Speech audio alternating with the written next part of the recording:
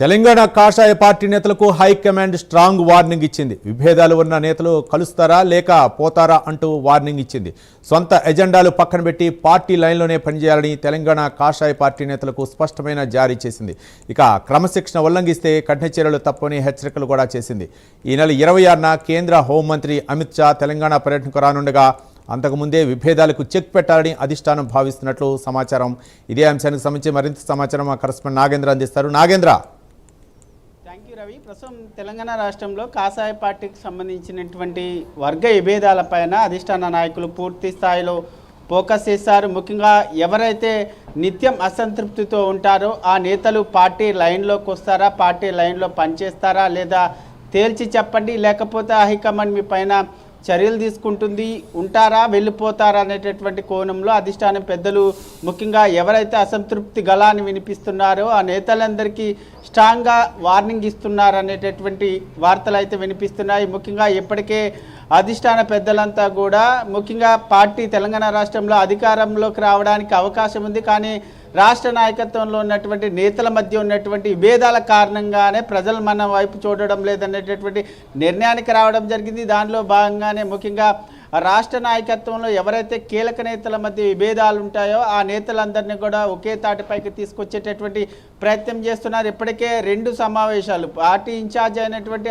అభయ్ పాటిల్ సమక్షంలో ఇప్పటికే అటు ఈటెల రాజేందర్ కానీ బండి సంజయ్తో పాటు ధర్మపురి ముగ్గురిని కూడా కలిసి పార్టీ లైన్లోకి రావాల్సిందే, మీరు ఆ పార్టీ కోసం పనిచేయాలి, సొంత ఎజెండా కోసం ఎవరు కూడా పనిచేయొద్దు అంటూ కూడా ఇప్పటికే స్ట్రాంగ్ కౌంటర్ ఇవ్వడం జరిగింది. దాంతోపాటు మరొకవైపు ఈ నెల 26వ తేదీన కేంద్ర హోంమంత్రి అయినటువంటి అమిత్ షా తెలంగాణ రాష్ట్రానికి రాబోతున్నారు. కరీంనగర్ వేదికగా ఆయన పర్యటించబోతున్నారు. ముఖ్యంగా ఆయన పర్యటనకు ముందే రాష్ట్ర నాయకత్వంలో ఉన్నటువంటి వర్గ విభేదాలు అన్నిటికీ కూడా చెక్ పెట్టాలనేటటువంటి నిర్ణయానికి అధిష్టాన పెద్దలు రావడం జరిగింది. మరికొన్ని రోజుల్లోనే మరికొన్ని సమావేశాలు ఉండబోతున్నాయనేటటువంటి సమాచారం అందుతుంది. ఇప్పటికే అభయ్ పాటిల్ రాష్ట్ర అధ్యక్షుడైనటువంటి రామచంద్రరావుని కలిసి రాష్ట్ర నాయకత్వంలో ఉన్నటువంటి విభేదాలకు సంబంధించి ఇప్పటి వరకు ఎవరెవరితో సమావేశమయ్యారో ఆ నేతలు ఎటువంటి అభిప్రాయాలు చెప్పారన్న దానిపైన ఇప్పటికే రాష్ట్ర అధ్యక్షుడికి ఒక నివేదిక సైతం ఇవ్వడం జరిగింది.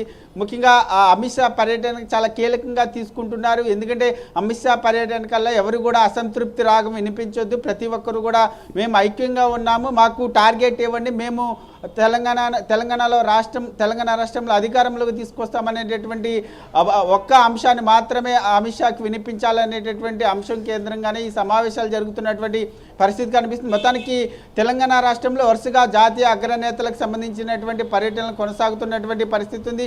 26వ తారీఖున మాత్రం చాలా కీలకంగా బీజేపీ నేతలు భావిస్తున్నారు. ముఖ్యంగా ఆ రోజు అమిత్ షా కీలకమైనటువంటి నేతలతో సమావేశం అవడంతో పాటు మరొకవైపు టార్గెట్ ఫిక్స్ చేసేటటువంటి అవకాశం కూడా కనిపిస్తుందని చెప్పాలి Ravi. Right, thank you Nagendra.